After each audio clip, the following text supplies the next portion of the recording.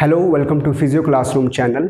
आज का ये वीडियो डेडिकेटेड है कोविड-19 और उससे जुड़ी हुई फिजियोथेरेपी के बारे में। इससे जुड़ी हुई फिजियोथेरेपी जानने से पहले आइए पहले ब्रीफली ये जान लें कि कोविड-19 है क्या।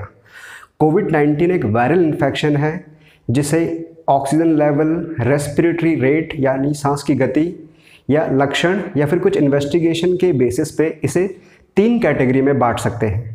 ये जो 3 कैटेगरी हैं ये हैं माइल्ड हल्का, मॉडरेट भारी और सीवियर बहुत भारी।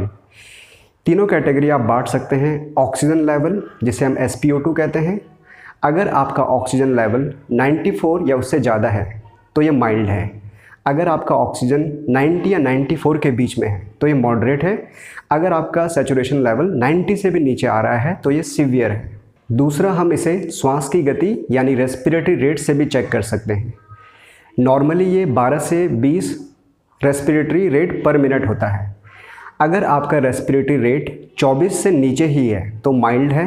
अगर आपका रेस्पिरेटरी रेट 24 से 30 के बीच में है तो ये मॉडरेट है। और अगर आपका रेस्पिरेटरी रेट 30 से भी ज़्यादा हो चुका है तो ये सीवियर हो सकता है। तीसरा पैरामीटर है लक्षण, सिम्टम्स। अगर आपको केवल फीवर का 1 या 2 एपिसोड आए और अब है या नहीं है तो ये माइल्ड है। अगर आपको फीवर के अलावा सांस लेने में भी दिक्कत आई है तो ये मॉडरेट है। और अगर आपको फीवर के बाद सांस लेने में बहुत ही ज़्यादा दिक्कत, जैसे कि बहुत तेज़ी से सांस का बढ़ना, पसीना आना, कंधे और गर्दन का सांस लेते समय चलना और होठों या फिर हाथों में हल्का नीलापन आना, तो ये सभी लक्षण इंडिकेट करते हैं कि आपकी कंडीशन सीवियर हो सकती है। इन सभी पैरामीटर्स जो कि आप घर पर आसानी से खुद से चेक कर सकते हैं। इसके अलावा 2 पैरामीटर्स ऐसे हैं जिसके लिए आपको इन्वेस्टिगेशन की ज़रूरत पड़ेगी। पहला है चेस्ट एक्सरे। अगर आपको इन सब के अलावा आपका चेस्ट एक्सरे बिल्कुल साफ़ आता है तो माइल्ड है। अगर आपके चेस्ट एक्सरे में 1 या 2 जोन इन्वॉल्व हैं तो ये मॉडरेट है। और अगर 2 से ज़्यादा जोन इन्वॉल्व हैं तो ये सीवियर है। दूसरा इन्वेस्टिगेशन है हमारे फेफड़ों का CT स्कैन। इसे हम CTSS यानी कि कंप्यूटेड टोमोग्राफी सीवियरिटी स्कोर भी बोलते हैं। आइए इसके बेस पे क्लासिफिकेशन से पहले मैं इसका स्कोरिंग के पीछे की बेसिक्स बता दूं। हमारे दोनों लंग्स में 5 लोब्स होते हैं। हर एक लोब को 0 से लेके 5 अंक तक दिए गए हैं। तो 5 लोब्स और 5 लोब्स में मैक्सिमम 5 अंक यानी कि टोटल स्कोर 25 तक का स्कोर होता है। इसमें हर एक लोब के इन्वॉल्वमेंट होने पे 0 से लेके 5 का स्कोर दिया जाता है। ये CT स्कैन का स्कोर आपको CT स्कैन की रिपोर्ट में मिलता है। अगर आपका स्कोर 8 से नीचे है तो ये माइल्ड है। अगर आपका स्कोर 9 से 15 के बीच में है तो ये मॉडरेट कोविड हो सकता है।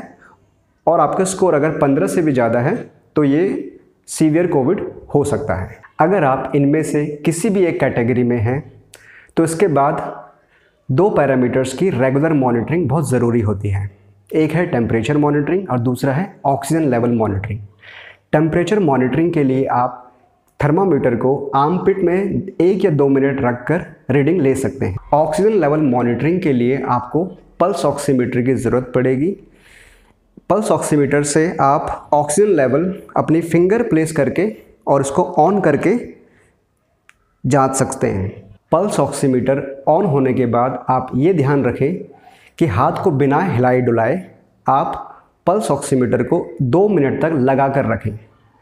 आप ये इंश्योर करें कि नीचे जो ट्रायंगल्स बन रहे हैं वो लगातार सिमेट्रिकल बने और मॉनिटर पर पल्स रेट पर कोई ज़्यादा फ्लैक्चुएशन ना हो रही हो। तो अब जो ये रीडिंग आप मॉनिटर पर देख रहे हैं ये आपकी एक्चुअल रीडिंग है। इसी रीडिंग को अगर क्रॉस चेक करना हो तो इसके लिए आप अपनी पल्स चेक कर सकते हैं, जिसके लिए आप अंगूठे से नीचे की तरफ आएंगे और इस जगह पे आप उंगलियों से पल्स को महसूस करने की कोशिश करेंगे। एक बार अगर आप पल्स महसूस कर पाएँ तो आप इसी को 10 सेकंड तक काउंट करेंगे।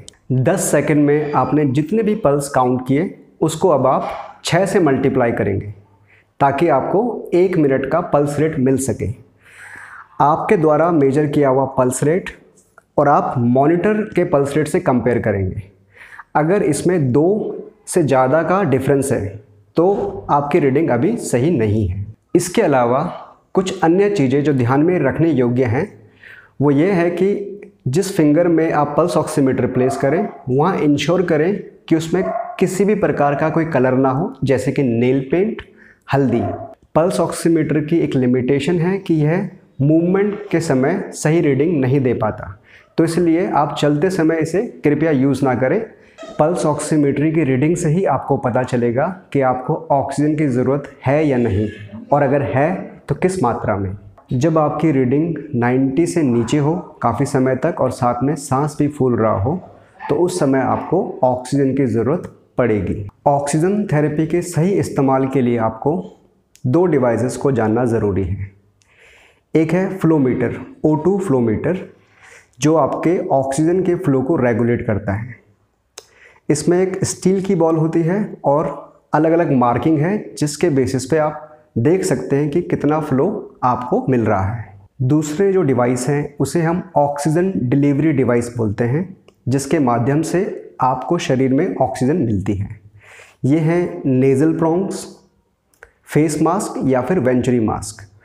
अगर आपकी ऑक्सीजन की ज़रूरत कम है, ज़रूरत कम का मतलब अगर आपका ऑक्सीजन फ्लो 4 लीटर पर मिनट से कम है तो नेज़ल प्रोंग्स आपके लिए आइडियल O2 डिलीवरी डिवाइस है। यदि आपकी ऑक्सीजन की ज़रूरत इससे ज़्यादा है तो फेस मास्क या वेंचुरी मास्क आपको ज़्यादा सूट करेगा। आपको ऑक्सीजन किस मात्रा में चाहिए इसका डिसीजन आप पल्स ऑक्सीमीटर की रीडिंग देखकर ही लेंगे। आप जिस भी मात्रा में ऑक्सीजन ले रहे हैं आप ये इंश्योर करेंगे कि पल्स ऑक्सीमीटर की रीडिंग 90 तक पहुंची रहे। अगर आपको ऑक्सीजन लेवल मेंटेन करने के लिए 5 लीटर से ज़्यादा के ऑक्सीजन फ्लो की ज़रूरत पड़ती है तो आप ये इंश्योर करेंगे कि बबल ह्यूमिडिफायर में पर्याप्त मात्रा में पानी हमेशा ही रहे। साथ में ही आप ये ध्यान रखेंगे कि अगर आप लंबे समय से फेस मास्क और वेंचुरी मास्क पे हैं, क्योंकि ये दोनों मास्क आपके नाक और मुंह को कवर करते हैं, तो जब आपको खाना खाना हो, ओरल केयर दांत मंजन करना हो या फिर इंसेंटिव स्पायरोमेट्री की कसरतें करनी हो तो उस समय फेस मास्क हटाने के समय आपको नेज़ल प्रोंग्स की भी ज़रूरत पड़ेगी। कोविड-19 केयर गाइड पार्ट 1 के इस भाग में जो जानकारी आपको मिली वो आपके लिए लाभदायक साबित होएगी और इसके अगले भाग में सीवियरिटी वाइज एक्सरसाइज ट्रीटमेंट और पोस्ट कोविड सीक्वेलाई एक्सरसाइज ट्रीटमेंट के साथ हम जल्द ही मिलेंगे। So keep learning, keep sharing and stay connected.